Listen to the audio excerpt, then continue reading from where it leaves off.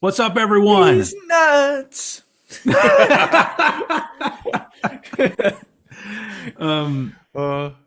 I've been listening to the Chronic all week. I do. Where was I? Oh, I was welcoming everybody. Hi, this is Cranked and Ranked, the show where occasionally our intros are actually good, but today is not one of those days. But welcome anyway. We're a podcast and a YouTube show where we rank rock and metal related things and have rock and metal and music related discussions. And we're back with another band discography ranking this week, and I'm super stoked about this one, which is pretty great because last week we got to do Fugazi, one of my favorite bands, and now we're moving on to another one of my favorite bands, which is Sacred Reich. Oh, yeah. But before we get there, as usual, I'm your host, Old Head. With me, as always, Eddie Sparxx. Yo! Me. I never know what to say there. It's gotten to be so much, like, it gets more caveman every time, I think. Me, Eddie. It's going to be the next. Sometime you're going to come up with some sort of really great thing to say, and you can just say it every single time. Like it doesn't even have to be a hello, just some sort of saying that you say every time. 1 foot in the gutter. Yeah, that's somebody else. 1 fist up my ass. Ouch. Yeah. So yeah, we're back. We got that out of the way. If you're wondering about whether or not there's any potty humor or nasty talk on this show, there is. Often we use dirty words because we're unevolved like that, I guess. Yeah. What's your fucking language, dude? Yeah. What the fuck's wrong with you? Anyway, welcome. Yes, I already said welcome. So we're doing Sacred Reich. And I'm very excited, like I already said, and we're going to be doing 6 releases because we included their 5 full-length albums, and we couldn't do this without including Surf Nicaragua in the ranking. So that's 6 releases total that we will be ranking from really fucking awesome to ridiculously fucking awesome, because to me, there's like nothing that Sacred Reich have put out that isn't incredible. Like I think at this point they're solidly. It's been a while since I did like a top 10 bands, of like what I actually figured, but that some of them change and come in and out and move spots. But Sacred Reich quite possibly have made it into the top 5 at this point. Nice. Just because the way the music has grown with me, and ever since they did their comeback, just everything just sort of has become a lot more sort of meaningful to me. Plus I've had interactions with band members, so that helps too. Yeah. We'll get into that, I'm sure, at some point, because we end up going off on all kinds of tangents. So first, let me have a sip of coffee from my really great Cranked and Ranked coffee mug that you can get by going to whatever the thing is. If you go to YouTube, it's below, and you can go to my page and find it. But it says Peanut Butter Platypus on the other side. If you're listening to this as a podcast, link in the description, baby, on YouTube. On YouTube, yeah. Yeah. Go buy some merch. Nobody has bought any. It's been a long time since somebody bought some merch. Not that I thought that shit was going to be flying off the shelves, but some of this stuff's kind of fun, and so I thought people would want to buy it. But that's all right. It's a cool thing to have, a little fun, and it helps the show. Yeah.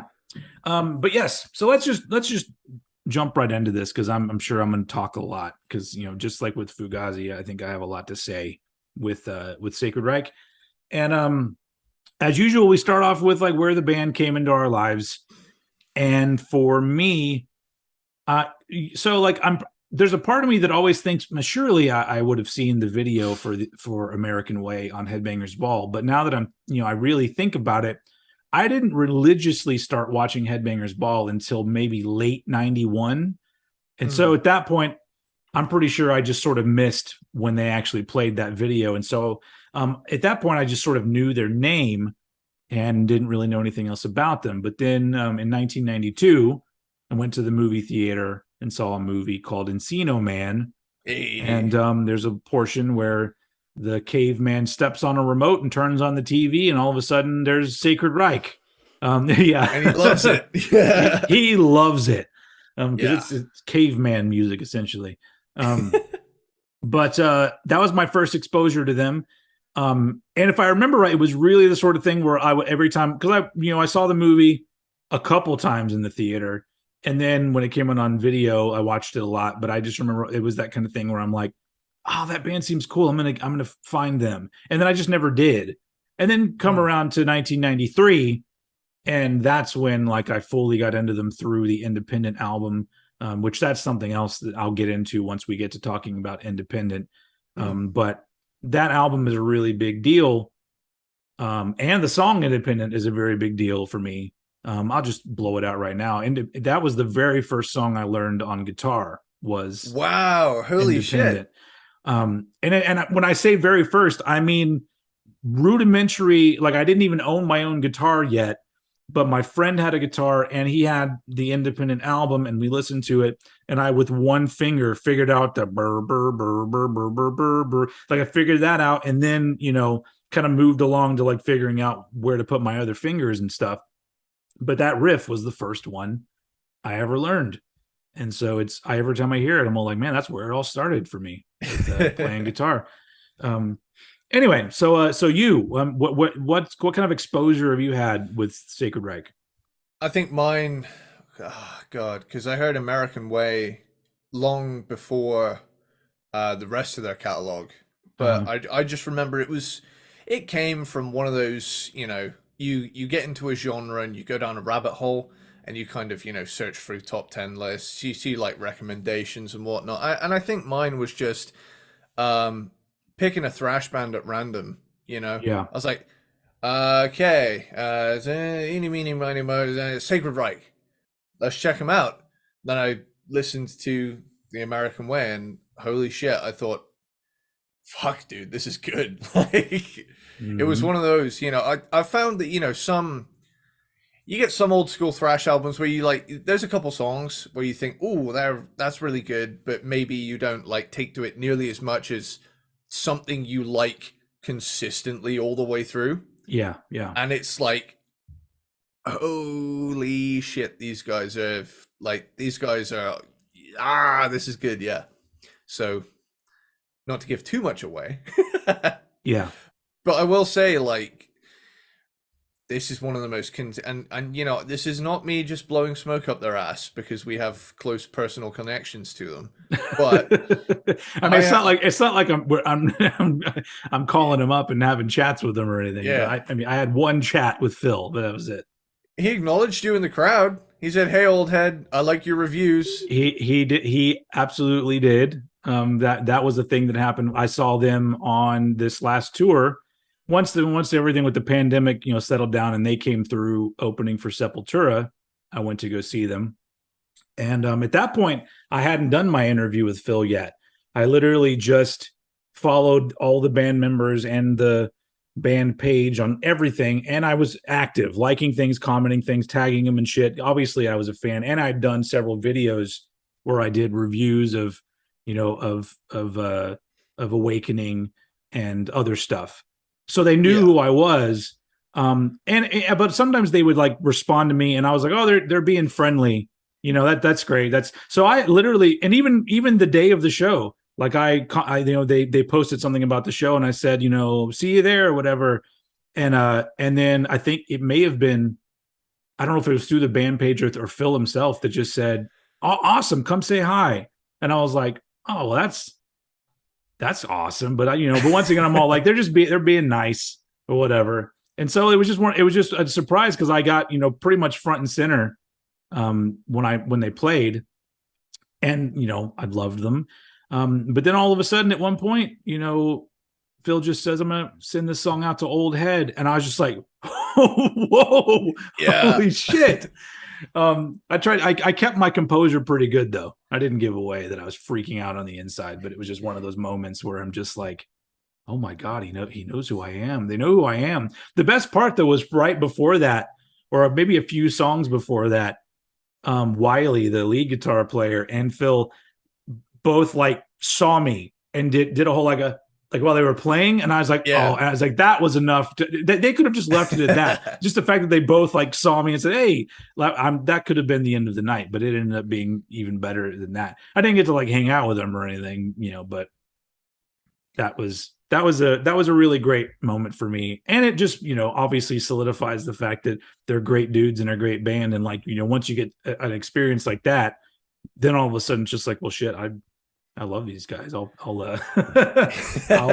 sing their praises every single day. That's like the big thing I always remember. I met Sonny Mayo from Ugly Kid Joe at an Ugly Kid Joe show. But the other thing I remember was, being a 15-year-old kid, and they're like a top 3 band for me. Yeah. And like making eye contact with Whitfield Crane, even for just like 2 seconds, was fucking awesome, because it's like, yeah, yeah, we're all here. And I was pleased to find out there's an entire oh fuck, there's an entire there's an entire microphone right in front of you. First time I've ever done that.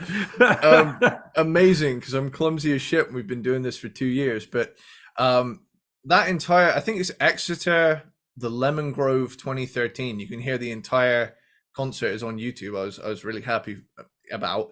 But nice. Yeah, going back to Sacred Reich, I was just gonna say, this is one of the most consistently good discographies I think we've covered, because like, yeah, stylistically things develop rapidly, but everything's really good. Like even the albums I have low down, I still really enjoyed. It's just the travesty of the ranking is everything's got to go somewhere. But yeah, I mean they are not only consistent in putting out great music, but if you listen to this a lot, that my favorite bands are the ones that change things up and evolve with their albums.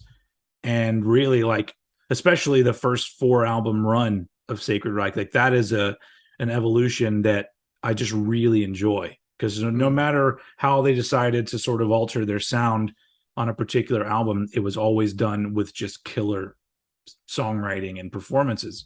So that being said, let's get into what the least awesome of the Sacred Reich albums are, and that would be our number 6. So as usual, I throw it over to Eddie Sparxx to start us off with his number 6 Sacred Reich album. I feel like I'm gonna shit all over the first riff you ever learned, but I'm not gonna. No way. Like, okay. Here's the thing. I was shocked at myself that the 1993 album was the one that struck me the least. Okay. I don't know how, other than, I'll say it at the end. I still thought this was really, really good. Yeah. But I think I didn't do this one in order. I knew certain albums more than others. And so I was a little bit, I try to usually do these rankings in chronological order. Yeah. But this time I was like, shit, I've got like one less day this week to get these in. And I've been doing a lot of recording with the band, Sage. I've heard some of it, and it's fucking killer. So it's a work in progress. I haven't heard any with a vocalist yet, so I'm gonna hold on to give my major opinion, because a vocalist can make or break a band, sir. So swear it's just me going. Well, you're not the vocalist, so it's well, I can do some backing. yeah. But anyway, as I was saying, I fucking love the thing thrash bands were doing in the early 90s, and I think this is going to be a grower album for me. Because the thing is, I heard Heal before I heard Independent. And I feel like Independent maybe needs to sit with me a little more, because Independent is a lot longer than Heal, and Heal has a It's lot their longest more. album. Yeah. And I feel like Heal has a lot more variety, whereas Independent is very much, it has its thing and it does it for a large portion of the runtime. Mm-hmm. And it's really cool, don't get me wrong, but I found that the kind of the riffs and the keys of the songs, they don't vary as much as maybe some of their other albums, and to me, Yeah. variety is a big thing. Okay. So yeah, I'm going to jump into the track by track. Independent title track, great opener, real Yeah. statement of intent. As far as thrash bands go, I mean, they had the ferocious debut with Ignorance. Mm-hmm. Then you had The American Way, which opens them up to different tempos, different styles of songs. They did a fucking funk rock song on that album, man. Yeah. But that's the mark of a truly great band, is being able to pull stuff like that off. Mm-hmm. And then you come over to Independent, and they've already gone for the groove. And Yeah. to me, I get a very John Bush era Anthrax vibe from this album. Funny that you should say that, because Sound of White Noise and Independent were both produced by Dave Jordan. So Yep. same same kind of sound. Yeah. Mm-hmm. Yeah. So that I noticed like right out of the gate. And both But came out in 1993. So there you go. yeah.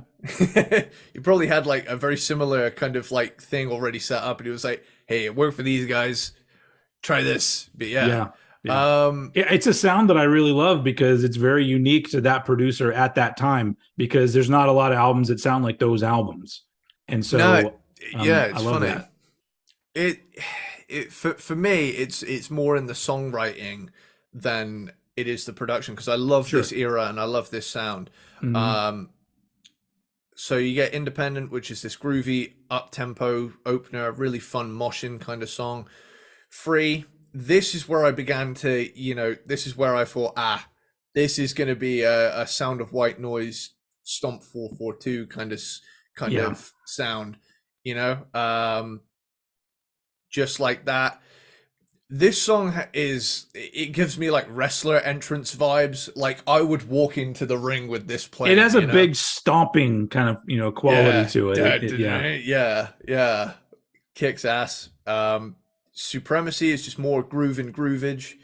If Only is a pretty instrumental sort of thing. There's a lot of really cool composition there, which does break up, the very groove heavy vibe. Yeah. Crawling it feels like a Corrosion of Conformity in the 90s kind of, or like Down type of song. It's very southern stoner kind of feeling in that riffage. Pressure is a pounder of a track, so is Product. I Never Said Goodbye is like this long grooved out thrash ballad vibe. Open Book is some punky driving metal. Do It is more punky driving metal. Yeah. Let's Have a War, the Fear cover, closes it out. Those were added later, but yeah. Okay. Yeah. My main issue with this album is that it's quite long for how many of the songs are in the same kind of vein. Like, it's still an enjoyable groove metal album, but to me, if I wanted Sacred Reich, what I felt they did really well on The American Way and Heal as well is they had a lot of different types of songs, whereas this one has its vibe and it just does its vibe, Yeah. And it's definitely an album where you couldn't mistake one of the songs for being on a different album. Like it's all of it's very unique to that album. Yeah, this one lives on this disc. Yeah. So with that, I'm gonna hand it over to you. Go for it. Okay, all right. The one that had to go at number 6 for me, unfortunately, was Awakening, the most recent album from 2019, their comeback album, 5th album, and it came out 23 years after Heal. But it wasn't their first release, because several months before Awakening, they put out a split 7-inch with Iron Reagan. And the song on there is a song called Don't Do It, Donnie, which is about Donald Trump. And all I remember, I knew that we were going to be in for some fun when they released that song. And all of a sudden, the comments on Facebook and other stuff is people being like, I don't know why you guys all of a sudden have to start being political. And literally all the big fans are just jumping on all these people like, listen to some fucking lyrics for a change. There's never been an album they did that wasn't political. And so, but it just become that thing where, like, I don't know what happened with rock and roll fans where it all of a sudden now it's like, well, no, it's like it's really fun to see like the hypocrisy of it all, because of course if you put out a fucking song slamming Joe Biden, those dudes shut the fuck up and they're like, they're saying what should be said. but you talk about Donald Trump, for some reason people are just like, I didn't expect this kind of politics, which is fucking stupid as fuck.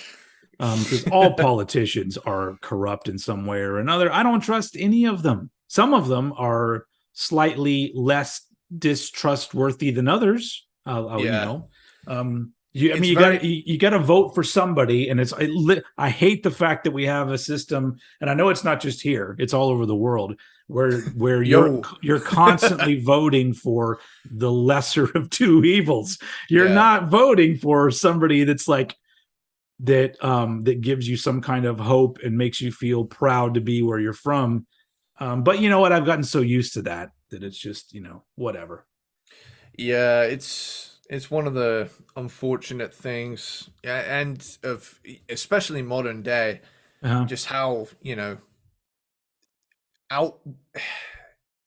outright divisive everything is now, Yeah, but it's like everything's a fucking football game where you have to choose one side or the other. And by football, I'm talking about both our countries, like our American football, your football. It seems like no, you pick a team and you hate the other team. You want to fight those fans. So yeah, it's exhausting. We'd be better off without social media, really. Yeah, but see, that's the thing, is it sucks because so much about social media and the internet has made the world better. It's allowed for things like this. Two people that we never would have met each other otherwise, and now we have a friendship and a professional, I guess, relationship as well.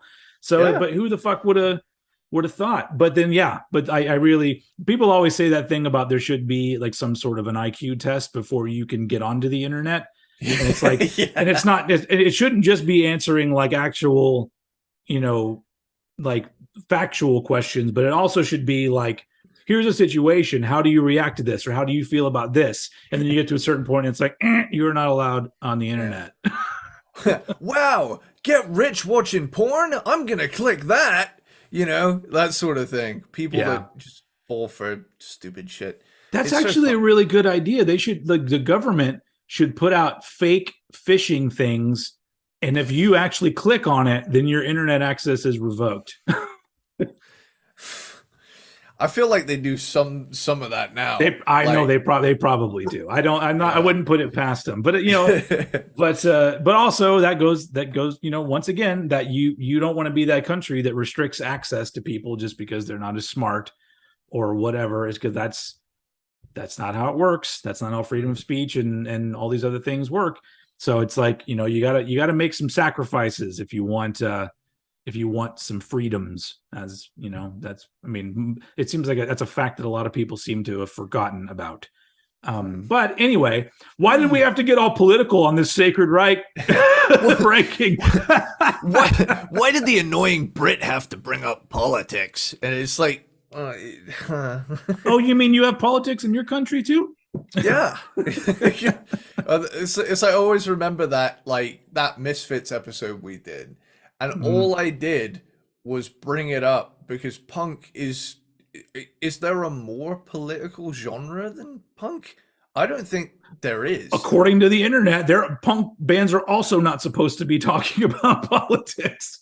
Like the thing that made me laugh was I brought it up to highlight how the Misfits weren't a political band, and they're like, Yeah. "Hey, he can say that. Talk about riffs. Shut him up." We talk a lot about riffs too. Anyway, but it was Cool. it was interesting to me that people reacted to "Don't Do It, Donnie," because it's a more of a punky kind of song, and I actually really like it. But and they do a lot of that as well. Then a few months later, "Awakening" comes out. And so this is my number 6. That was a nice tangent right there, but still. This is the first album with Joey Radziwill, I think that's how you pronounce it, on guitar, and Dave McClain on drums. Although if you're talking about albums, Dave McClain also played on Heel. I think he left right after Heel, but he's back in the fold now. Which he's a fucking great drummer. He played with like Machine Head and I think amazing drummer, dude. As well.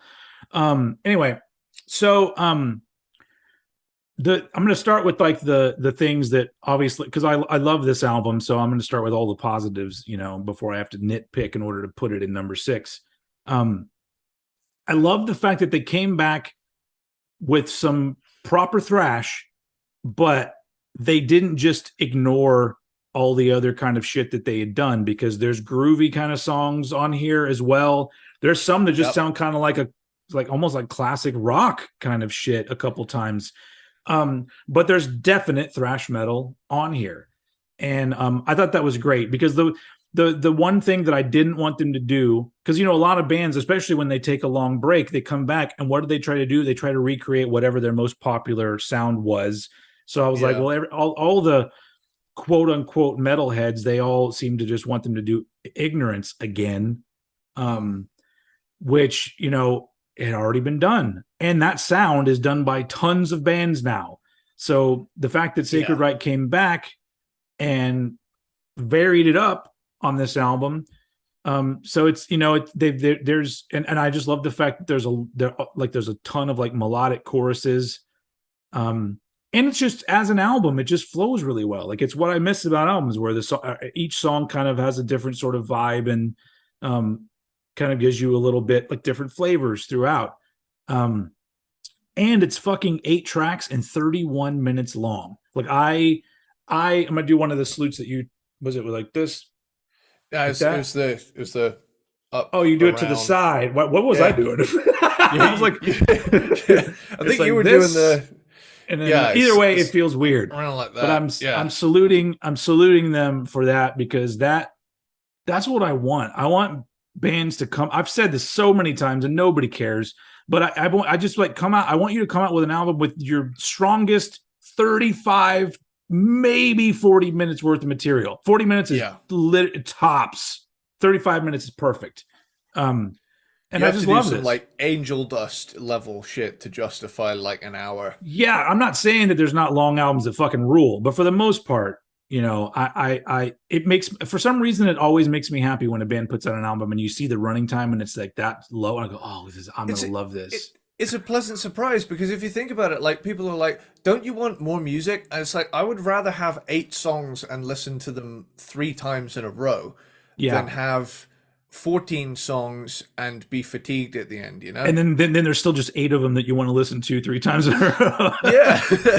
So I like that about this. I also love the fact that I think Phil may actually sound better as a singer than he's ever sounded.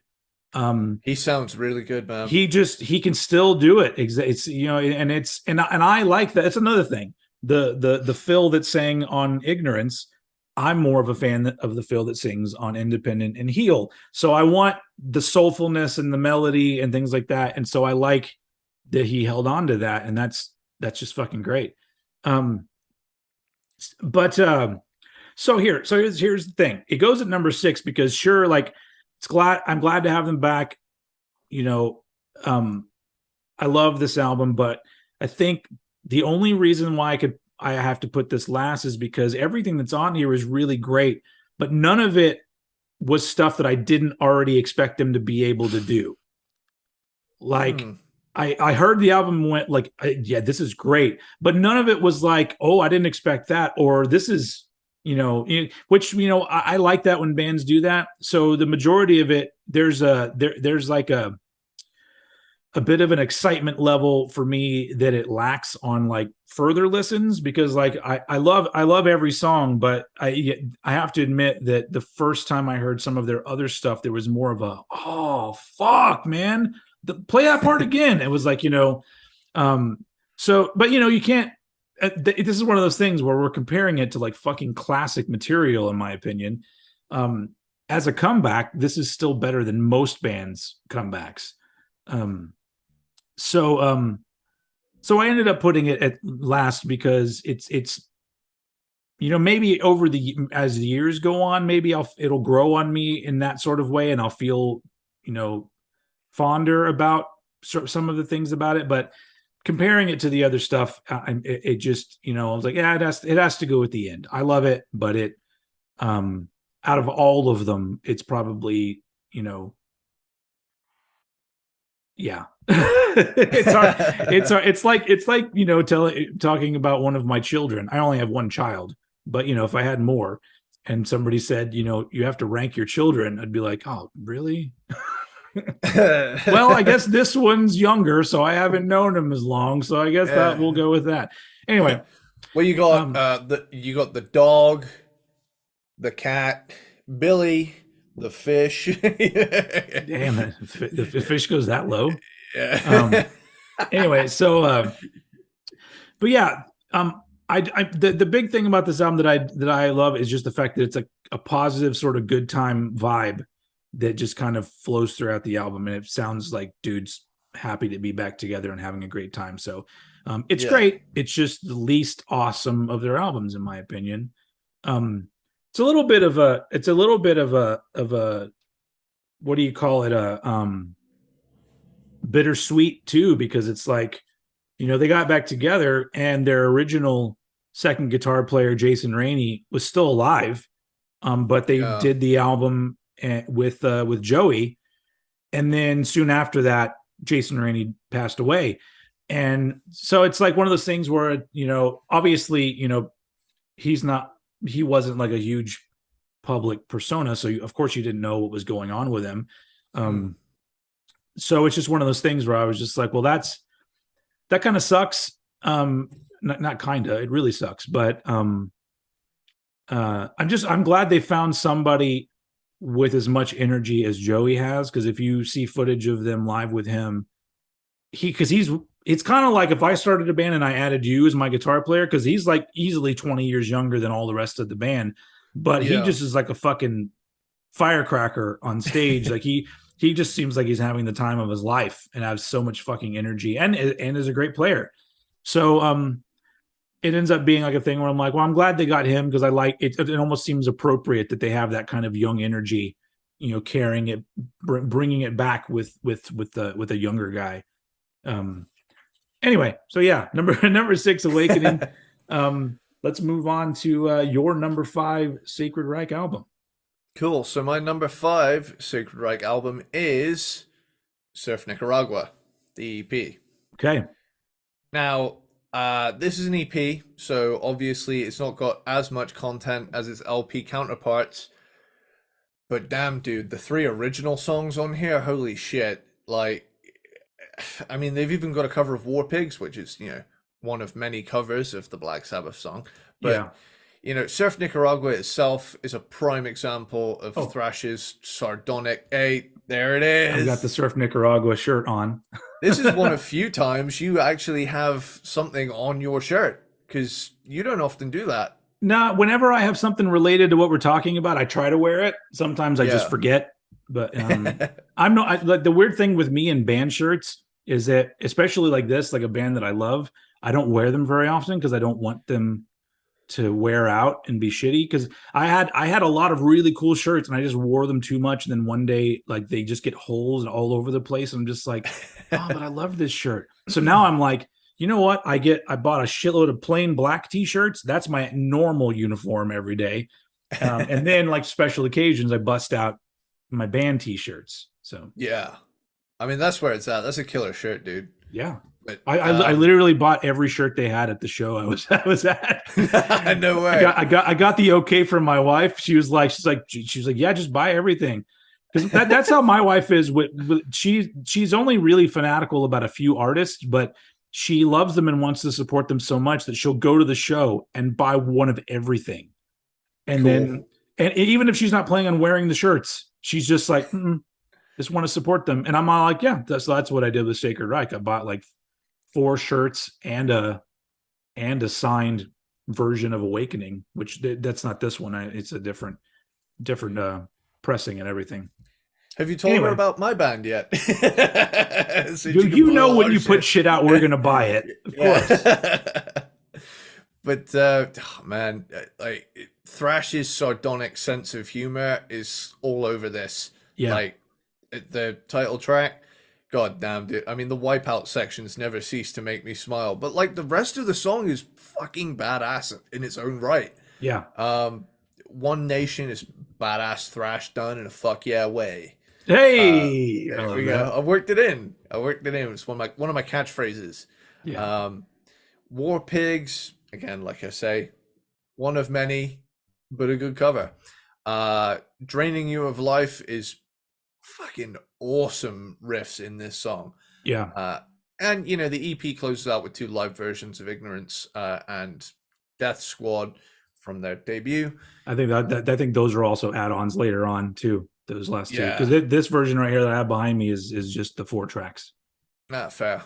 Yeah, because I mean, damn, dude, it's short but sweet. Yep. But if I'm talking about albums, there's not a lot of content on here apart from 4 songs. Yeah. 4 killer songs, but yes. just 4 songs. So I agree, which is why it is also my number 5. Okay, cool. So yeah, I like this EP. It's a classic fucking thrash EP at this point. Everything about it, from the artwork down to like the actual presentation of it, because it essentially is kind of an introduction to where they would end up going. Because Surf Nicaragua is still is like thrashy and fun and fast, but then One Nation is more of like hinting at what was going to happen with the American way. Yeah. And then a cover of War Pigs, which is obviously very influential. Who isn't influenced by Black Sabbath? Yeah. And then Draining You of Life is actually a re-recording of something from their very first demo. So it's like they're giving you these different things. Like here's something new, something old, something that inspires us. And I just like that kind of presentation and that kind of thought when you do an EP. Yes. That's another thing. More EPs, everybody. And more, and when I say EPs, I don't mean an EP where you do 4 cover songs. Like that is not an EP. I'm sorry, that's not good enough. Okay, that's a cop out. 1 max. Yeah, like, you throw 1 on there. I'm okay even if you have like maybe like 3 originals, and then like a remix. Oh, nobody does remixes anymore. I miss those. And then maybe a cover song. Anyway, but that's I like this. Cranked and Ranked. The gavel's coming down. LPs are now illegal. There's too many LPs. EPs only here on in. To be honest, I would love that. If you took bands and like instead of getting a full album every 4 years, you got an EP every 2 years, I'd be like, fuck yeah. Okay. I mean, I think I'd be more consistently happy. And you would just be getting fire left, right, and center from just fucking everybody. You wouldn't have people trying to make these bloated, giant ass things. It's like, dude, between like 4 to 6 songs, really good songs, I'm happy. Yeah. Anyway, back to Surf Nicaragua. Yes. It's really good. I really like the fact too that I'll talk about how I feel about Ignorance later, but Surf Nicaragua to me, especially One Nation, it really kind of, I feel like it's the band kind of finally finding their own combination and their own flavor with the music, because Ignorance sounds like a lot of thrash that was happening at the time, and like it's kind of you can hear their influences on it. Where I think Yeah, starting with Surf Nicaragua, they kind of became their own band and just kind of let everything take them wherever it was going to take them. for Um, sure. yeah, I don't have a lot to add on this. This obviously this is the OG lineup of the band with Greg Hall on drums and Jason Rainey on guitar. Um, but yeah. Also, I like the fact that War Pigs is played faster because Yeah. if there's one thing about War Pigs, I'm all like, this song takes too long because I've heard it so many times. I've heard it so many times that the hi hat hits in the middle of the riffs seem to go on forever. So it might as well Yeah. be. And I'm just get through it. So I like the fact that it's sped up a little bit because I'm just like, yeah, it's a classic song that I've heard so much. So And we can't not talk about War Pigs without doing the blah, blah, which is so funny that like in 1988, Sacred Reich did a cover. 89, Faith No More put it on their album. So it's kind of it's very interesting that like that around that time that was a song that people wanted to cover. So yeah. anyway, I mean it's a great song. Yeah. We already ranked Black Sabbath, folks. You missed it. It was a And Faith No More. year and a half ago. Faith No More was even longer, probably 2 years ago. Yeah, that's definitely 2 years. But right now we're on Sacred Reich, and right now we're on to the number 4 Sacred Reich album from Mr. Edward Sparxx Esquire. No, I knew you were gonna do the Esquire. Holy shit! No, dude. It's just because you're wearing Bill and Ted on your shirt, which is so funny because Esquire, doesn't that mean like you're a lawyer if you call yourself Esquire? I don't know, man. I just think it sounds rad. Yeah. Bill S. Preston Esquire. That is true. Ted Theodore Logan. Don't get me started. I'll start doing the air guitar and everything. Have you shown your girlfriend Bogus Journey yet? We got around to Excellent Adventure. You told me that, yeah. Yeah, when she comes back down, or I go up and see her, we're doing a long distance thing right now. I don't want to bore you guys with, but she's in school though, right? She was in. I'm trying. I don't mean to make this personal. Let's grill Eddie on his personal life right now. You don't have to talk about that. I was going to say out of context, that would sound kind of bad. No, but yeah, we're out of education now. We're out in the scary world doing adult shit. I mean, it's important. The ladies have to know that you're taken, because otherwise it's just going to be a madhouse of women. We'd be beating them off with a stick, dude. I can't leave my house. Yeah. I mean, I'm an excellent wingman, so I'll come along for the ride. But yeah, I was going to say that like you should have her watch that and watch Face the Music, because then I was all like, oh, maybe we could do a CNR sidebar on the Bill and Ted movies once you've watched all of them again. We will do that when I've watched the third. Yeah, that'll be fun. Anyway, where were we? Yeah, number 4. Number 4. Can I make a guess? Is our 4 also the same? Well, I'll confirm it as soon as you say yours. My number 4 is Heel. No. Okay. I thought it wouldn't be. To be fair, I wanted to see if we matched up again. But dude, this to me is a much more to the point evolution and like broadening of what they did with Independent.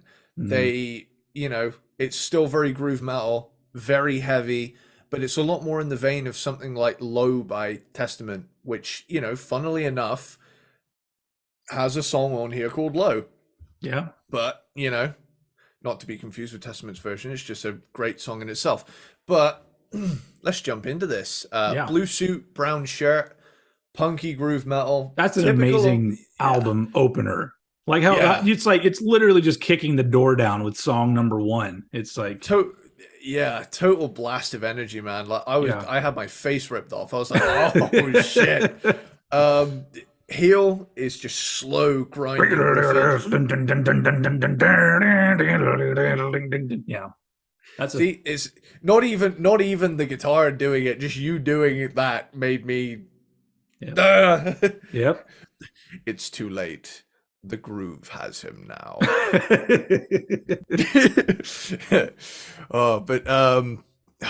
Breakthrough is another upbeat one. Well placed double kick runs, love that. Low, again, like I say, not to be confused with Testament, groove metal song of the same name and era. It's a really cool kind of grungy song. Even feels a little bit like Tad at points to me. Like that song really struck me. I was like, oh, these guys have been listening to some Seattle stuff for sure. Yeah, I mean, who the fuck wasn't? By 1996, I think everyone, I think even even the haters at the time, I think it all come around and said, yeah, that stuff was good. All that stuff's good. Yeah. Oh man, Don't is an upbeat, punky, thrashy groover. Jason's idea is just bong noise. It's really funny. Yeah. Ask Ed is a fun song. Who Do You Want to Be? There's a lot of speed on this album. Granted, it's more in the realm of fast hardcore than 80s thrash. And Who Do You Want to Be is, if you didn't know, is a cover song. Yeah. Originally by Oingo Boingo. Which, if you listen to the original, it's essentially a ska song, and they they changed it into more of a punky kind of song. I love when bands do that, when they take something completely out of their genre and make it their own. Like, that's the best kind of cover. Like, say, for example, someone should take War Pigs and turn it into, like, Weird Science level fucking Oingo Boingo. Like, that'd be ace. It would be. I'm not. If you're bringing that up, I'm just make it into a ska song. Like that would be kind of cool. Somebody out there, I'm sure, has done like. Yeah. Generals gathered in the masses, but yeah. Pick it up.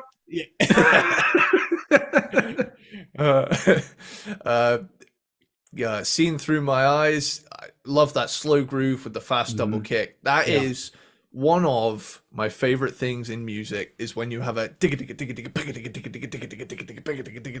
like real slow, tasty groove, but with really fast double kick under it. That, to quote Top Gun, "Just give me a hard on." I don't care. Love me some of that tasteful ride cymbal work. The power of the written word is awesome. Like, it's an unusually short album for this style and era. Like, everyone else in 1996 was trying to max out the amount of music they could fit on a CD. These guys were like, okay, we did a really long one with Independent. Let's just make this a 35-minute blast of pure fucking awesome. I like that. Short albums for the win, man. But it's not my top 3, but it's still fucking great. So over to you. Let me try and guess your number 4. Okay. Ignorance. You are correct, sir. My number 4 is I'm Ignorance. good at this shit. From 1987, the debut Sacred Reich album. So first off, the song Death Squad now has a lot more meaning to me, because that's the song that was dedicated to me at their show. And so so now it's got that going for it. It's already a fucking great song and a great album opener. But now I'm all like, oh, that's a nice memory attached to that. Has sentimental value now. It does. So it's this is their most straightforward thrash that they did, but it ends up like it's a classic album, and it's very well done, and a really great album and a lot of fun. But it is a lot of them wearing their influences on their sleeve. Where you hear them talk about how they were really into Metallica and Slayer, and Ignorance kind of feels like a combination of those two, bridging the gap.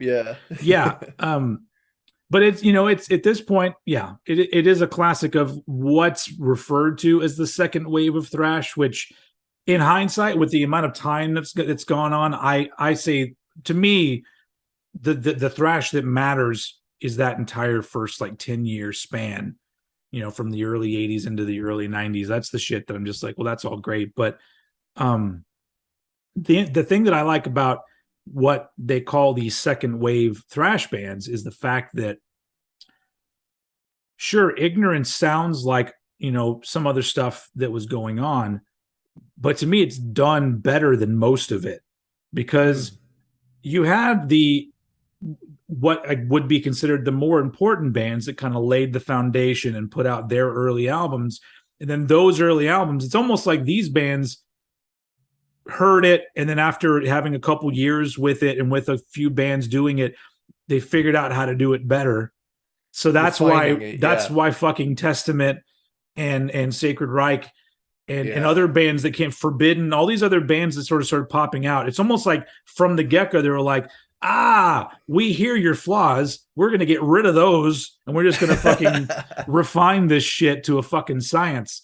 And so that's a thing that I love about Ignorance, is the fact that even though, you do hear those influences, at the same time, I'm like, I mean, Ignorance is better than to me, than the first couple Slayer albums easily. That's probably, controversial to say. But it's way better than the first couple Exodus or the first couple Overkill. To me, it's just like way better. Once again, that's just an opinion. Don't lynch me for that. But yeah, so it does have to go at number 4 for their original 4 album run, because it is the one that sounds the least kind of original to me. But once again, it's 8 songs plus 1 instrumental equals 32 minutes of music, and that's fucking perfect. Yeah. So even though it is, I have my little gripes about it. It's I think it's the only album of theirs that I own 3 different versions of on vinyl. So it's like, because I have the OG one up here, and then I have a 2012 25th anniversary, which has a different album cover and some bonus songs. And then I have the 2021 reissue that's a colored vinyl. So, clearly I like it. Clearly I like this band a lot. I'll buy anything they put out. But they absolutely nailed this particular sound on this particular album. So I'm really glad they didn't decide just to tread water on the next album. So that's the thing, is that you put this album on, and as strong as and good as it is, my brain immediately goes, they kind of became more of their own band and did really strong shit after this. So I'm always like, we got to move on to what they would do later. So yeah, Ignorance is great, classic thrash album, but in the grand scheme of things, when it comes to the band Sacred Reich, I feel like they did 3 better albums. That moves us on to our top 3. Cool. So my number 3 is their most recent album, Awakening. Nice. Major pleasant surprise with this album. God damn, dude. It's like you said, some bands will, come back, announce an album, and it'll just be a pretty strong single and 9 other songs. And it's it's you get that kind of fan service sort of thing. These guys just came back and they had so much different stuff in the tank. Awakening is an amazing song. Holy shit, the whole song rules. But I love the drum sound on this album, and I listened to it through my, studio speakers I have in this room. Yeah.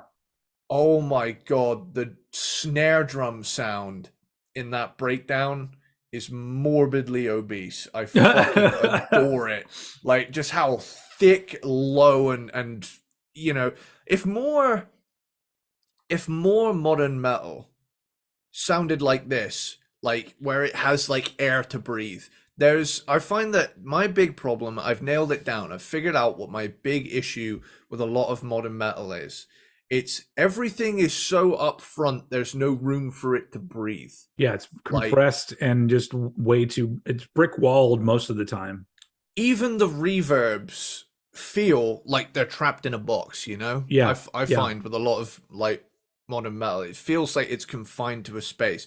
Whereas with older mixes that I tend to enjoy, which tend to be from the early 90s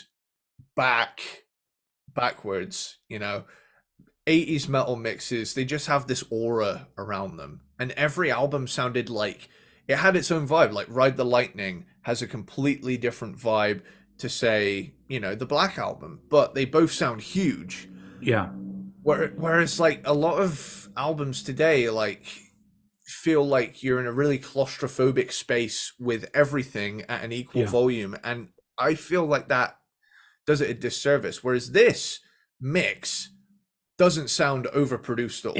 It's that thing where the mix is good enough where you turn it up loud and it still sounds good. But most modern music, not just metal, you turn it up past a certain point and I'm like, oh, it fucking hurts my ears. Like, why is it sound like that? But that's a good compliment for Arthur Risk, who was the producer on that, because he's kind of a sought after producer these days, because not only did he did like both Power Trip albums, he did this one, but also he did this most recent Soulfly album and the last Cavalera Conspiracy album, all which have like a similar vibe, especially drum wise.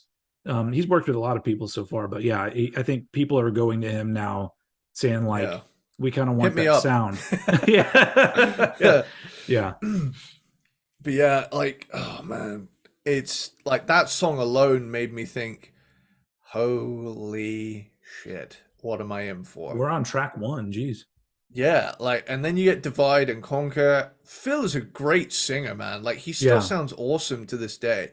Very underrated vocals. Oh yeah, he's one of my favorite vocalists, period. So it's like he has a more bellowy, well, sort of delivery. He's soulful. Yeah, it's like I was just gonna say he's kind of in the realms of like maybe like Chuck Billy, but a little bit more clean in his sustained notes. Yeah.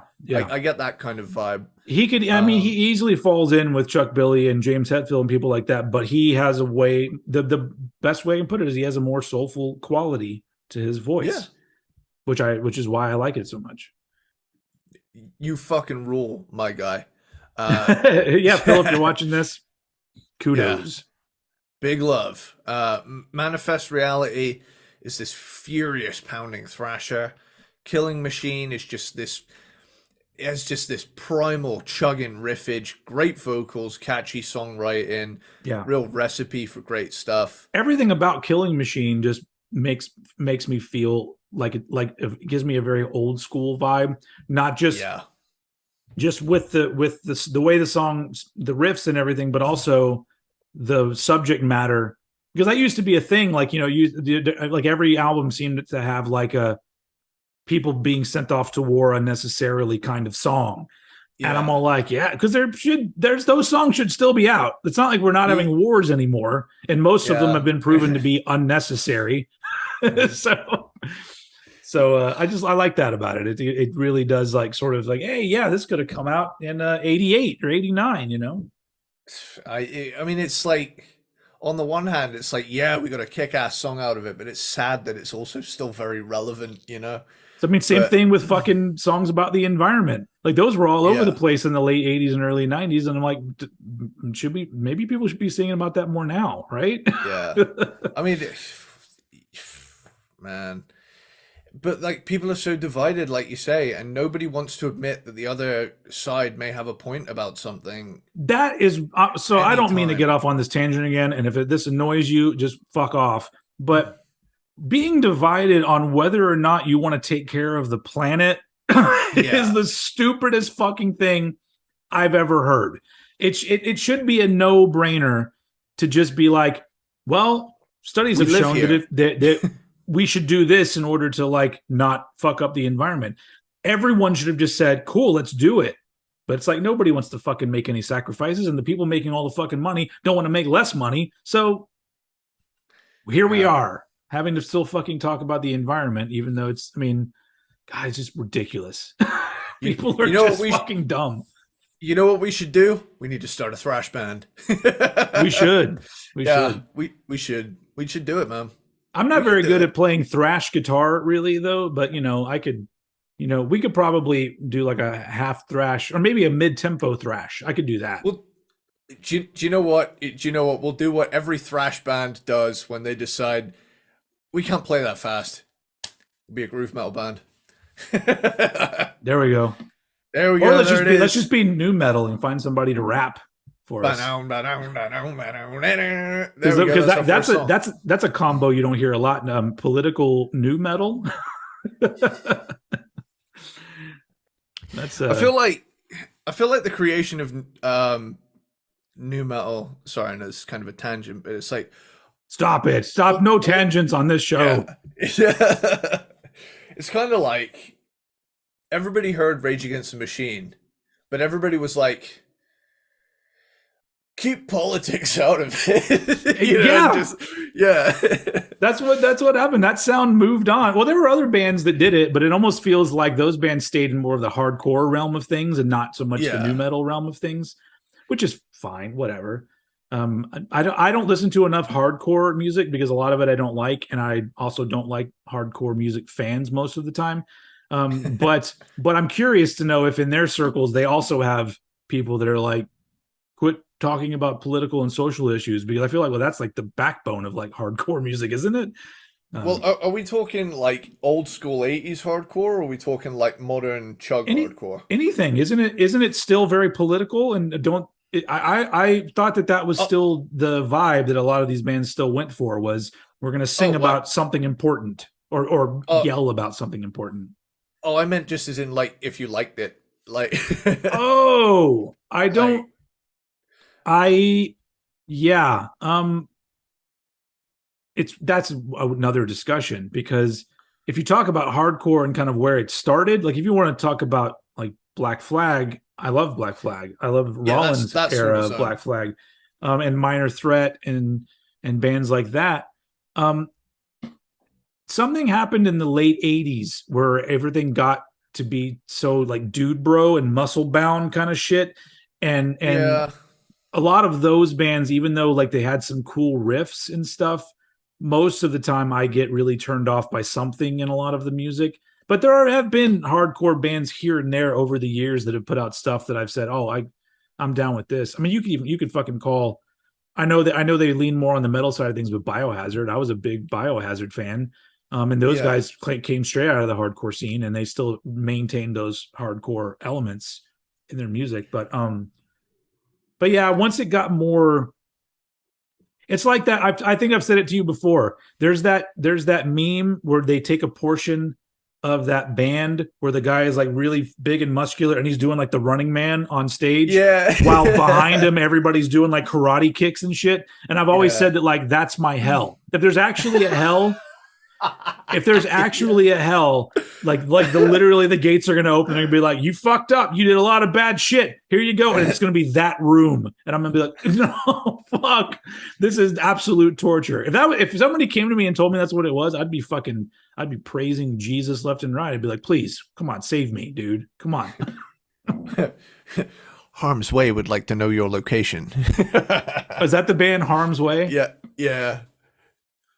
And it does them a disservice, because I don't even know what they sound like. But I've said it so many times. Like, if you're a band that allows your audience to completely ruin the show for the majority of your audience because they are doing fucking kicks and shit, and you don't stop it, you're a shitty band. You are a shitty band. Because like there's one thing with moshing and mosh pits and all this other stuff, because most of the time that shit, it allows there to be at least some closeness of everybody. But when everyone's doing fucking roundhouse kicks, it's literally like you're playing a show for just the few people up against the barricade and these 12 assholes. And so it's just so fucking dumb. And so that ruins it, because Harm's Way may make music that I would hear and go, yeah, it's fucking cool. But I don't know. All I know is I'm just like, well, that dude works out too much, so apparently he doesn't have time to actually write good music. And then and I know that's probably bullshit too, because I'm a huge Rollins fan, and he was like the guy that was like the beefcake guy back in the day. And I'm all like, I guess he wasn't in the 80s. In the 90s he was a built individual, as they say. Motherfucker got swole. Swole. Anyway, so yeah, did I even answer your question a little bit? It's like, Yeah, you like some of it. Hardcore is a lot of it's too samey, and the same kind of breakdowns over and over again, and it gets kind of old. But I do hear things where I'll go, it's pretty cool, and then that's about as far as it goes. I find like, for me it's one I tend to have to be in the mood for. It's like I want something thrashy, but a bit slower and more chuggy.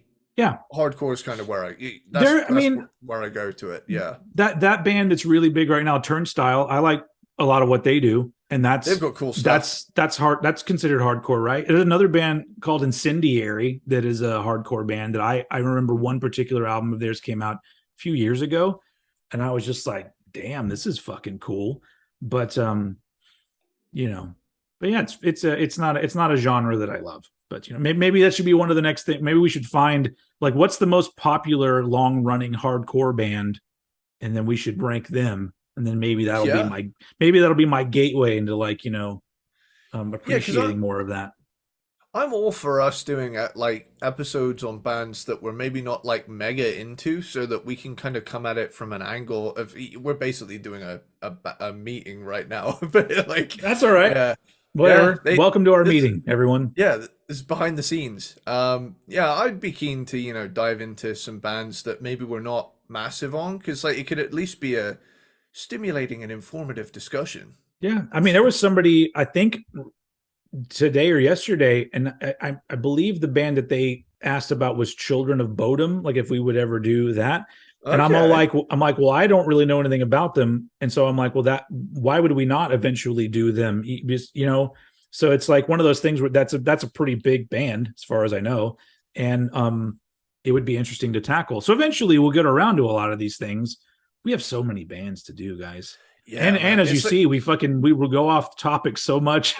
Yeah. if we were all business and no pleasure, then we could probably do 3 bands per episode or whatever. But we just let shit roll.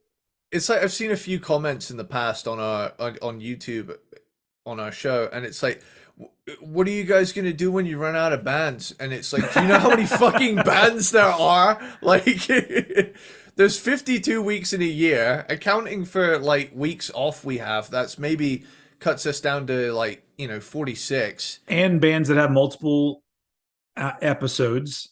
Yep. And other kinds of episodes that we do. Yeah, we're fine. We've got it. Hell, we could Simpsons this shit. We could still be doing this when you're like 70.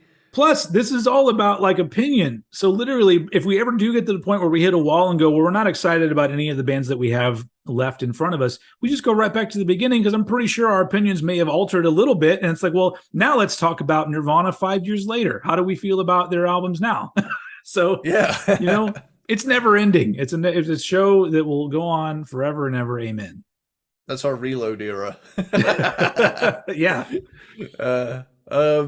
Cool. So, what was number 3? Number 3. Here we go. Death Valley, hard rock track.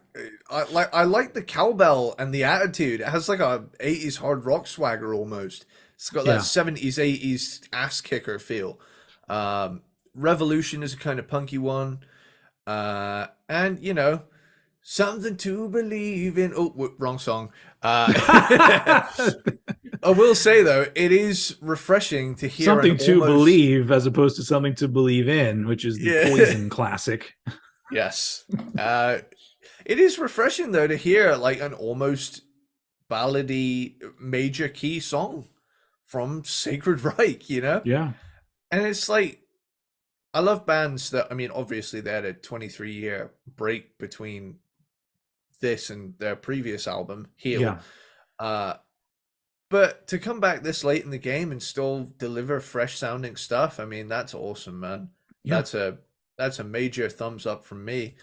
So with that, I mean, it's not often a modern album reaches such a high point, but hell, man, this is deserving of it. Yeah, absolutely. Speaking of their album Heal, that's my number 3. Cool.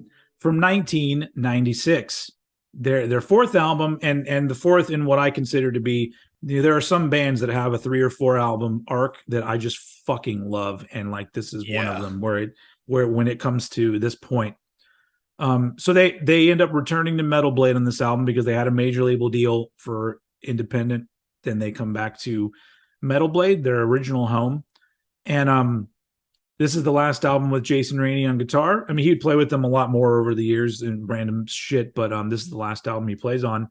But it's interesting because this is 1996, and from my personal experience, the people that were around me, in 1996, metal was not cool anymore.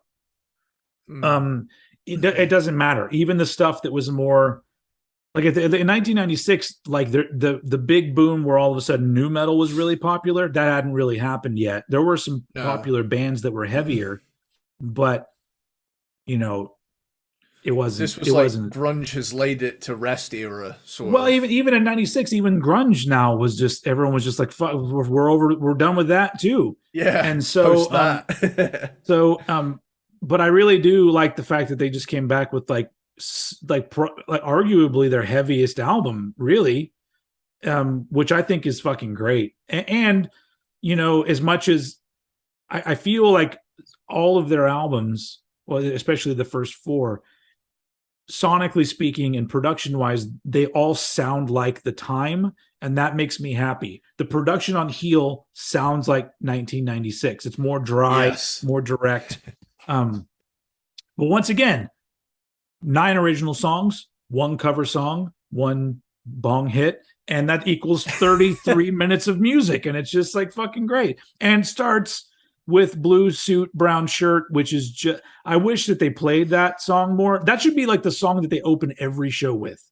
Doesn't matter. That is the opener, because I like the idea of drawing a line in the sand from song number 1, and then when the chorus of the song is just racist piece of shit, like that one. If that was the way, I'm just like, just get that out of the way. Yeah. If anyone's gonna be bothered by that fucking lyric, then they can get the fuck out. Song 1. Yeah. But it's a great opener, and then of course you move right into. I mean, it to me, this is like banger after banger on this album, and they lean way more into the groovy side of things. It's very heavy, I just really like the fact that by this point they've given you 4 albums, both equally killer in my opinion, but they give you a different flavor, and they just sort of let the music take them where it's going to take them. Like they don't seem to be that concerned with what genre do we play, what are the critics going to think, will we alienate fans if we do this? And those are the best bands. The best bands are the ones, because at the end of the day, they're not a fan of you. You're a fan of them. So, and sure, their livelihood depends on fans wanting to buy their product and see them on tour and buy their merch and whatever, because that's how it works. It's capitalism. I'm sorry if it works that way, but it works that way. And so, you know, I just feel like the best bands are the ones that can do that. They can say, fuck it, this is how we feel, let's put this out, and then still maintain that fan base. Those are the fucking special bands to me. But yeah, this album is just absolutely, it literally just feels like a band that just is going with the flow and doing whatever they feel. I'm totally on board with that. And then of course they have a really cool Oingo Boingo cover, which is pretty unexpected. First time I heard this album, I didn't even know it was a cover. But then later on down the line, I heard the Oingo Boingo version, and I was just like, that's interesting. Because that's not music I was listening to in the 80s. You know, the only Oingo Boingo song I knew, I knew 2. One was the Weird Science theme song. The other was the Bachelor Party theme song. That's the 2 Oingo Boingo songs that I knew. I still don't know very many. All I know is they have that one song that's all, I love little girls, they make me feel so good. And every time I hear that, I go, oh, that's, I mean, even if that's supposed to be like tongue in cheek, I'm like, it's a little, yeah, I don't think that aged necessarily that well, but okay. Yeah. I mean, whenever I've heard that song, I'm like, You get a hard on immediately.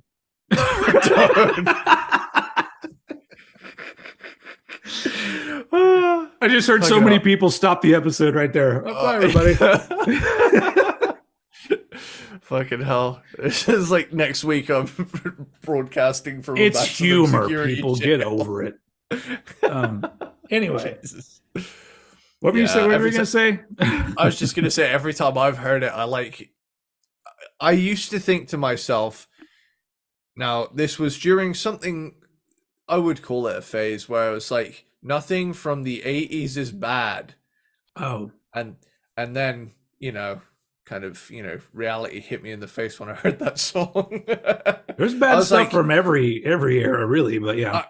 I know, but I was like peak hair metal at the time, and I was like, there's nothing from this era that's as bad as anything now. And then you go, I love little girls. Like, no, I don't. Yeah. Moving on. Yeah. No thanks. Thanks. I have a feeling it wasn't meant to be taken seriously, but so anyway, either way, I know, but it's got that, you wouldn't blast it out if you could. Yeah. I mean, that's the kind of song you meet somebody and that's their favorite song. I'm like, I don't care what the context is for that. That is, I'm not going to hang out with you anymore. Flag, dude. Yeah. Anyway, back to Heal, which is fucking amazing. It's an amazing album. To me, it's their most underrated. It's an album that more people should talk about. And the band, hint, if you're all watching, play more songs from Heal. Just throw a couple in.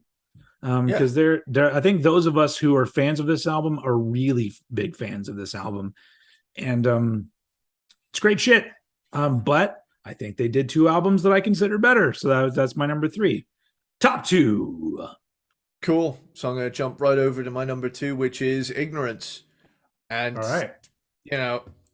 I don't really have much in the way of like describing anything. All of my notes for this are just, this is really fucking cool. Like, it's just really good thrash done in a way. Yeah. I mean, Death Squad is a killer opening track. I mean, obviously you have that lovely memory. Yeah. Great. Victim and Demise is this unrelenting thrasher. That's a fucking killer song. Speedy as fuck. Laid to Rest, cool instrumental interlude kind of track. Ignorance is title track, and it slays. No Believers is awesome. Violent Solutions is more awesome. Rest in Peace. God damn, dude, they just keep giving. Yeah. Another killer thrasher is Sacred Reich, which is, by the band Sacred Reich from the album. Not Sacred Reich. Ignorance. Yeah, not Sacred Reich. Yeah. Damn, they fucked it up. Yeah. Come on, guys. You had one job. Administrative Decisions is this ripping closer. And the reason it's so high up is because it's a killer thrash album. Yeah. It has an urgent, youthful energy. And sometimes I just want to, like, you know how you said, like, the hardcore show kind of spin kicking people kind of puts you off. I would love to be in a sweaty crowd that just fucking moves to this. Yeah. I would love to stage dive onto like a sea of hands, to this stuff. Yeah. But on the flip side, I'd also want my boot to hit the asshole doing karate in the pit on my way down. Fight fire with fire sort of thing. But karate in the pit is lame. With that, Ignorance fucking rules, man. I mean, the album, not the thing. Ignorance itself sucks, but yeah. But luckily, ignorance is the thing that you can do something about. That's make sure you remember. You don't get offended if somebody says you're ignorant about something, because that's something that you can do something about. That's not calling you an idiot. That just means true. You don't know yet. Yeah. So I suppose willful. I know most of our crowd, they know what it means, but sometimes it's good to have a reminder for some people. Yeah, because some of y'all need a little extra push. Yeah. All right, my number 2. Keeping the letter I in effect here. Independent is my number 2 from 1993. Band gets signed to go. So sorry, I was just gonna say I feel like recently we always have like one album that we like disagree on, but the rest of our list kind of like makes sense. Well, like, I love the way that this is played out because you putting Ignorance and Awakening like higher up, like because I love all these albums, so it's almost like together we're giving them all the love that they need. So I'm enjoying this, but Independent was your number 6, my number 2. But you have to remember, I have a history with this album now. Yeah, for sure. For the first, Sacred Reich album that I bought, but it was based on the fact that the music video for Independent came out. My buddy, who for some reason always bought everything as soon as it came out, like whatever the album was, I would see a music video and go, "Oh, I'm going to get that as soon as I have money." My friend already bought it, and and so I would go to his house and listen to the new stuff. He'd dub me a cassette until I had the money to go out and buy the CD myself. But I learned Independent on guitar, so that song's very important to me. But this was the band got a major label deal with Hollywood Records, and it's the first album with Dave McClain on drums, and he does a fantastic job on it. And the production by Dave Jordan is awesome, which he was also known for Dirt by Alice in Chains. I think he also did Facelift. He did both those albums. Damn, dude. He's done a lot of shit. And I just think that Independent is like such a strong album, but I think I love it so much because it sounds very much of its time. And it just so happens that is a time that I love. Like I love the first few years of the 90s, all the things that were going on, not just in metal and music in general, even in fucking R&B, in hip hop, in metal, in grunge, everything, all the big music that was going on that like I was diving into as a young teenager. It just feels so good. All of that music. That first half, man, that first half of the 90s, 90 to like 94, chef's kiss. Yeah, absolutely. And really like this is the first one. You'll hear us both say nice and positive things about the American Way because that's obviously our number 1. But I would say vocally, this is the one where I feel like Phil finally like came into his own as a vocalist, and like he's expanded his vocal performance so much on this album, and I just love the way he sounds on it. And the band themselves going from American Way to this, it's like, the same badass band bringing the heavy political / socially charged metal now with some groove. They moved the groove into it. There's some also faster songs on here as well, but a lot of it, like you said, has a groovy kind of quality to it and more melodic. They've turned up the melodic aspect of it. I guess probably the only negative this album has, in my opinion, is that it's 48 minutes long. That's 8 minutes longer than I would like it to be. but I don't know what songs I would remove, but it's definitely their longest album. And it also has the distinction of having my favorite Sacred Reich song of all time, which is Crawling. I absolutely love that song since the first time I fucking heard it, and it's just got so many cool riffs in it, and it's a long song with like different sections that happen in it, and all of them are fucking killer. I love Phil's vocals on that song. It's just fucking great.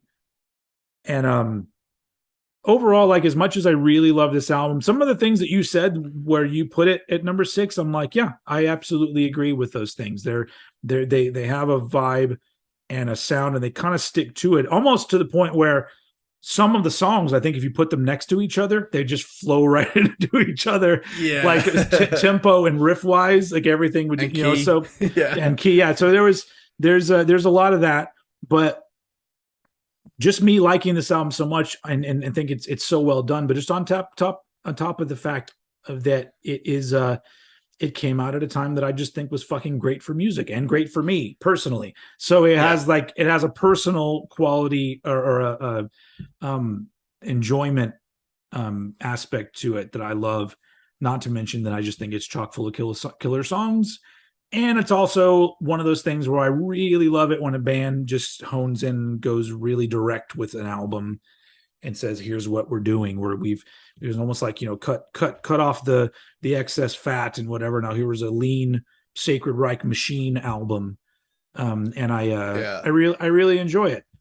And so that's why it's my number 2, which ends up making our number 1 a joint number 1. That happens a lot. I've noticed that we often seem to have, it's either our 1 and 2s are the same in a different order, or we have the same number 1.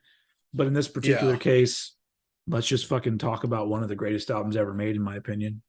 I mean, sometimes it's just you get one indisputable disc that's like top tier, unfuckwithable. And when it comes to Sacred Reich, it's got to be the American Way, dude. Like, everything great about this band is here. Yeah. Pretty much. I mean, starting off with love, ... hate. You get there's so many like cool double kick flurries in this song. Oh yeah. Greg Hall on drums, by the way. Yeah. Oh man. Really cool structure to it as well. Like a lot of moving parts. I've always loved the fact that it has almost an uncomfortable quality, because when you think of a rhythm of a song, it's used like dun, dun, dun, dun, dun, dun, dun, or even if it's fast, it's got like a thing where you can bob your head. But this one is it's almost like forcing your head to bang. With the song, it's like it's very ragged, I guess, and I like that. But I love the way it like resolves on with that build up. It's a loving relationship. Yeah. Yep. It's really satisfying to play on drums, though. I'll say that. I did when I talked about this album with H from Acid Rain on Old Bollocks, like he pointed out that the drums were way too fucking loud, and I always want to be like, but have you heard the drums on this album? Like that they're fucking great. Maybe that's why they're turned up kind of loud. I think, I got a few. I mean, obviously, one thing different. You can hear the bass on this album, but I definitely get the vibe that they listened to a lot of Justice for All and Justice for All. Dude, it's not just them. Like that's what I love about thrash metal around 1990. Is that it's almost like in 1988. And Justice for All comes out. And I almost feel like that album inspired a lot of bands, and they all heard it and said, we could do a lot more with our music. And by 1990, they were all doing it. I mean, I know it's wrong and people will hate this, but I think even Rust in Peace owes a little bit to Injustice for All, because I feel like it became a thing of like, we could do much more with this shit. And we can do whatever the fuck we want. Anthrax did it, Persistence of Time. You had like Storm Comes Down by Flotsam and Jetsam. Like there's all these albums from that era where the bands went, we could really push things forward, and we could be more technical and more progressive and more interesting overall. It's an era and a style of thrash that doesn't really exist anymore, and I miss it so much. I miss that kind of shit. Just that post-justice boom. Absolutely. Yeah. Keep talking. I'm just going to really quickly shut the blinds to this window because Well, since this is also my number 1, I can just go into like how I feel about it. It's 8 tracks, 35 minutes. Perfect. Just so you know, not only do I think it's an amazing album, it is the perfect length of time. 35 minutes. There you go. Very nice. I mean, The American Way, Encino Man, anyone? Awesome song. And a fucking fantastic track. That's not like that's a fucking stomper right there. I love that. But have you seen those like those clips of Snoop Dogg doing the like that? I often find myself doing it. Like I can't help but move to it. Like got a good groove. just got a great groove to it. The way it is, like, this is the way it is. Mm. Love that. Catchy as hell. Crimes Against Humanity, man, is Oh yeah. slow, dirgy, and killer, and it has that sped up section later on. See, but like that's what I'm saying. Like songs like that in particular, like the bands that are out now that call themselves thrash, they would never put a song like that on their fucking album. Which is like, yeah, it's gotten to the point now that if I hear a new thrash album come out and it's got a slower track on, I'm just like, fuck yes. It's like it's so funny that like a guy that loves heavy music has now gotten to the point where it's just like, I love it when you slow it down. Like give me fast, that's perfectly fine. But if you do fast all the time, every album, man, that is tiresome. I'm too old for that. I'm gonna take a nap. I'm gonna say something controversial here. I am of the mindset that Slayer is at their strongest when they play slower. I think their coolest shit is their slow songs. Well, I mean, also, and in some cases, on some of their best albums, the faster songs, they have slower parts in them. Yeah, and those parts always really fucking shine, which makes the fast parts shine. And so it's just, I think you're right. And I've gone on record saying that out of the big four, Slayer's the least interesting band. Because it's something to be said for sticking to your guns, but even then, people like to point that out and say they've been consistent. I'm like, well, they did that one album that was like had the new metal shit on it, and did everyone just forget about that one? And because I think that one's actually pretty good.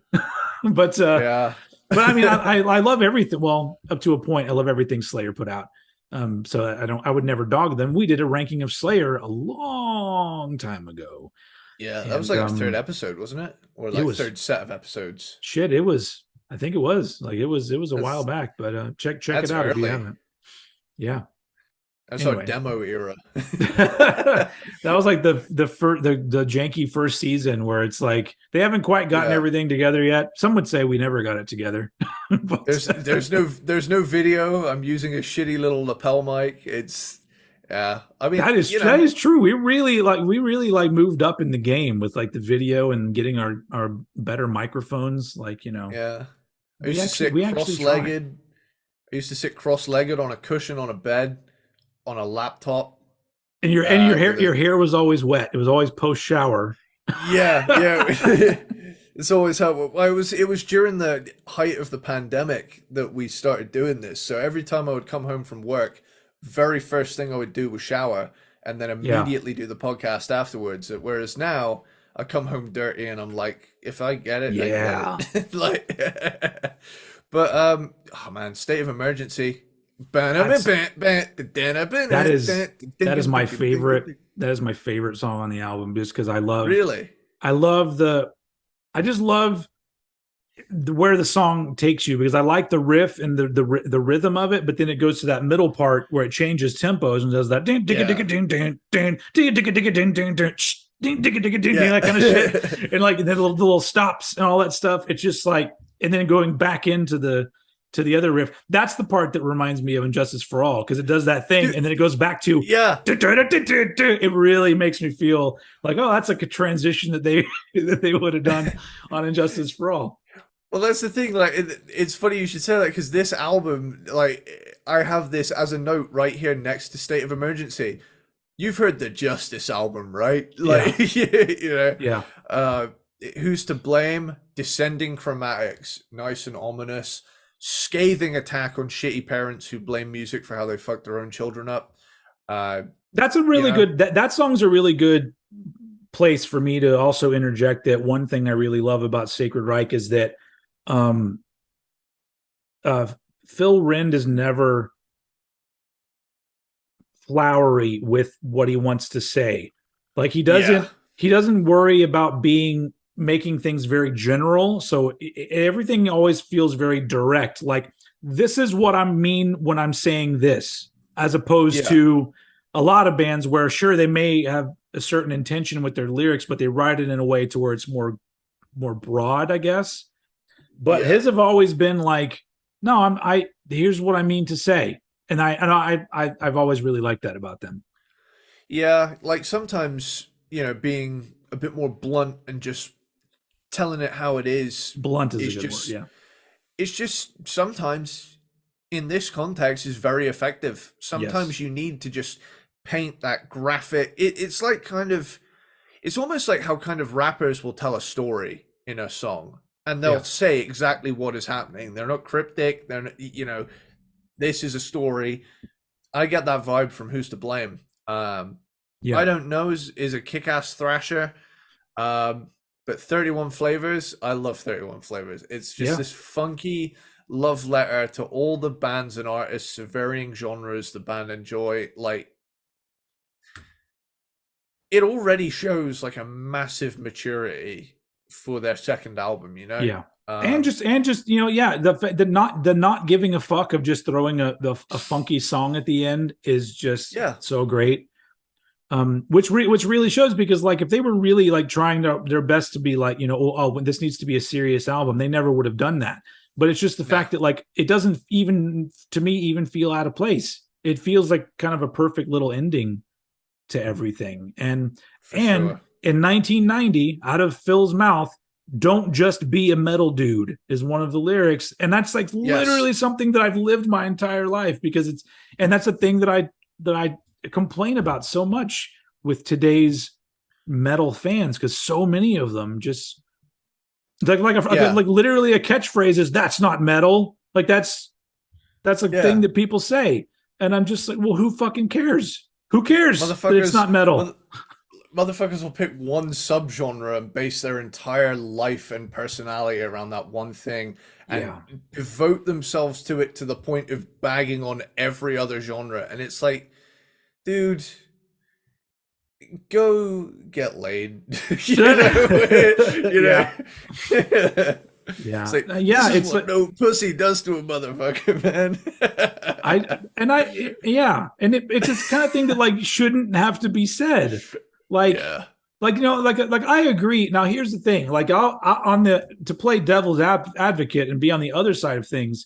Whenever you meet a person and like you strike up a conversation about music and they say the phrase, "Oh, I like all kinds of music," that literally means I don't really listen to any music. Yeah. Because if you That's really such a do, then your first statement isn't going to be "I like all kinds of music." It's going to be, "Oh, here are the things that I love," because yeah. all kinds of music. I mean, because there's some shit music out there. So if you're saying all kinds, you're not very discerning, and maybe I don't want to be your friend.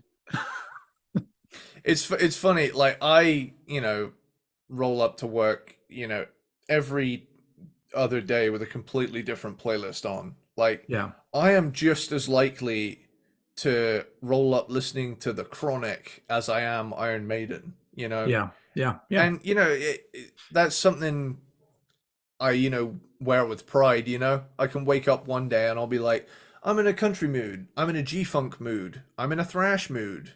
Today, I'm really into the glam thing. You know, yeah. variety, I've always lived by this. And I, to some extent have GTA San Andreas to blame for this. Variety is the spice of life. Also a And lyric from 31 Flavors. yeah, and like that's the thing. I always listened to all of the radios in those games. Like Yeah. I had my favorites, but I never stuck to just one. And I just remember being like, okay, listen to some of this. Time to go over and check this out. And I what mean, a time to be alive. yeah. Yeah. I will have to say that, like, there we've talked about it before. There's music that I don't like. I hate country music for the most part. And I'm not into like jazz or stuff like that, because I just find it obnoxious and really hard to like enjoy.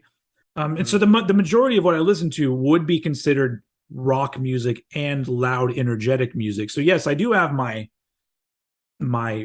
wheelhouse, as they say. Um, Yeah. but I really do think that my open-mindedness when it comes to a lot of things, I feel like it is directly related to me growing up an MTV kid, because Yeah. like there was like the one music channel that I had, and they played R&B, hip hop, pop music, rock music, and a lot of that stuff, especially from late 80s and early 90s, like I love all of it.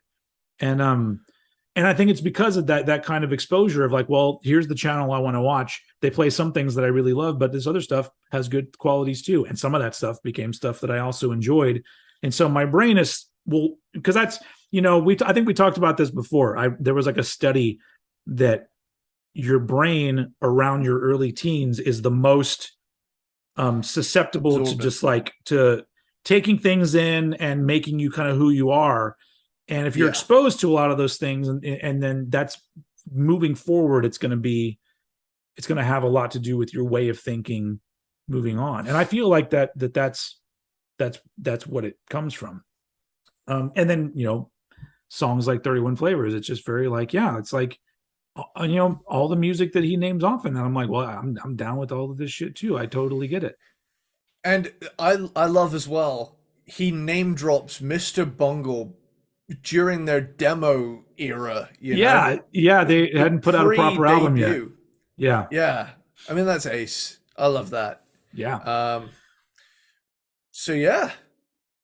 Sacred Reich, man. Yeah. I mean, I can keep talking about American Way, honestly. It's just I love the fact that it's like their most epic album and really to me their most interesting album. Yeah.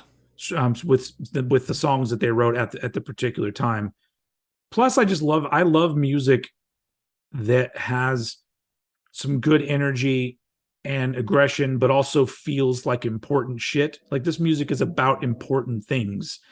I don't know why. I just always really enjoy that. I love that kind of subject matter. Probably because everything about the American Way, the kind of thrash metal that it is, the way it's produced, the subject matter, like for the most part, this is not metal. You know what I'm saying? Like if you're talking about what's going on today, the vast majority of what's metal, nothing sounds like this. Nobody's doing this, which sucks. But it also makes me love albums like The American Way so much more because I'm just like, this is what I want. Now, if everybody came out and all started doing albums like this again and it became the new trend, I'd get really tired of that too. But I would never get tired of The American Way. Overall, like talking about all their albums though, like the variety that you're given with the quality and the high level of performances, the amazing vocals, meaningful lyrics, for the most part, like I always feel like Sacred Reich is a much better band than most metal fans deserve.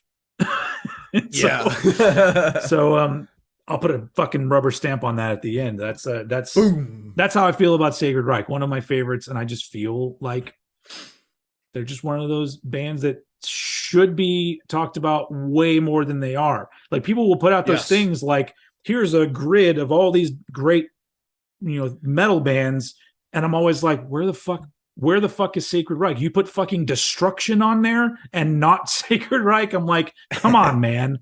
Not that Destruction's bad. They had some okay shit here and there.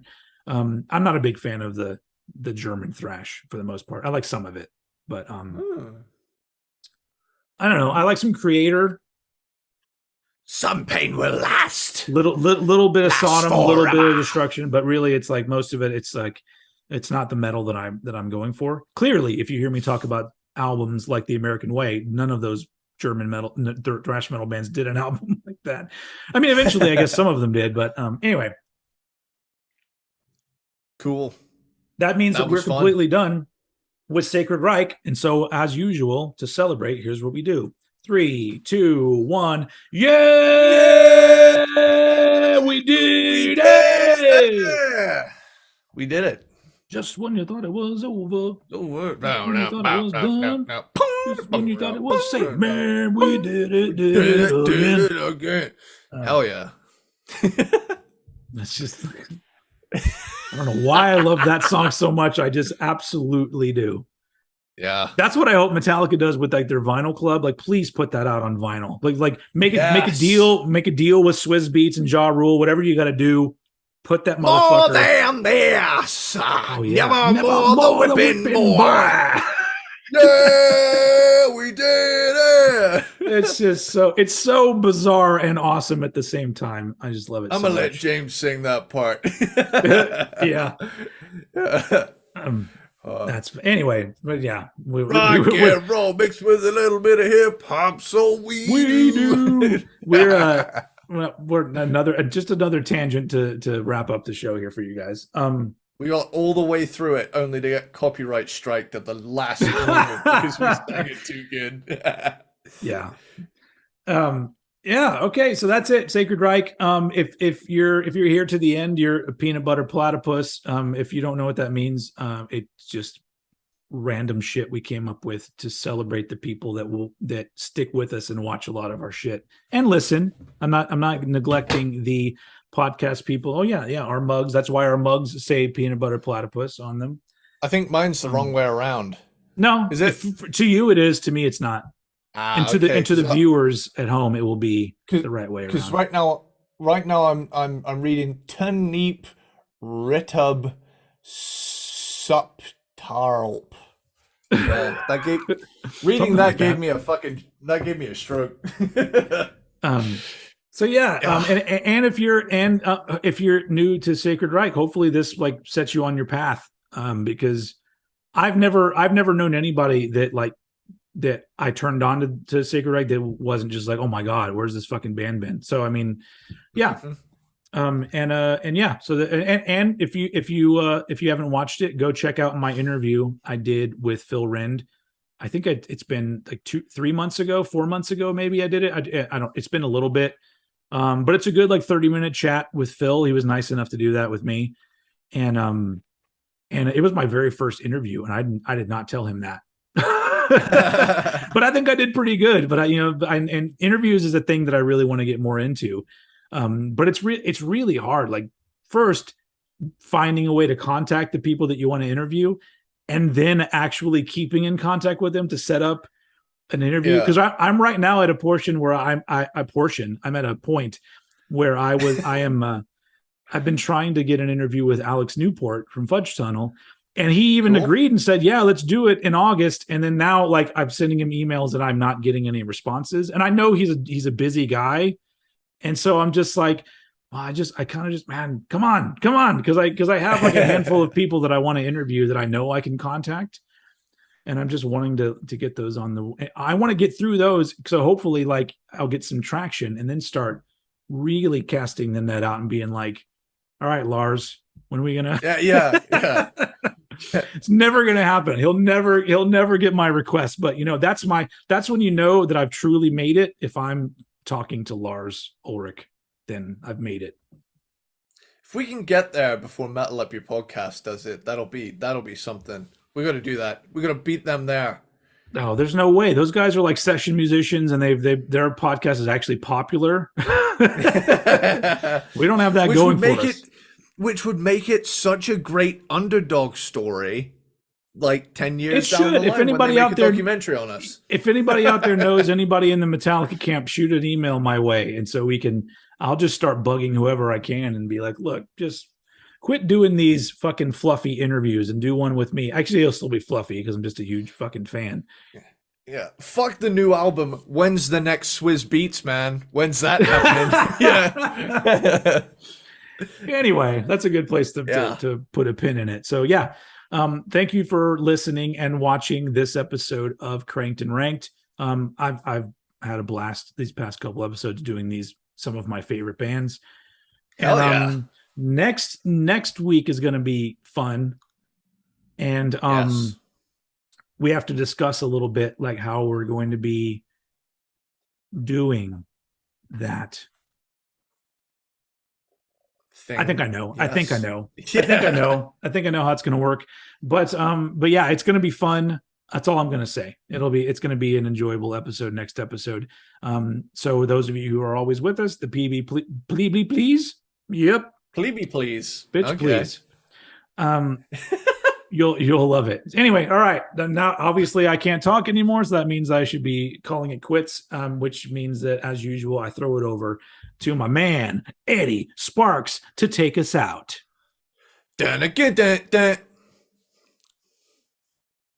Later, dude.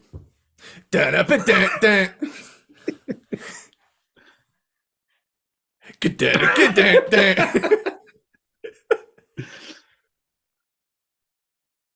Digga, digga, Get digga. down, down. That was good. Later, dude. Yeah.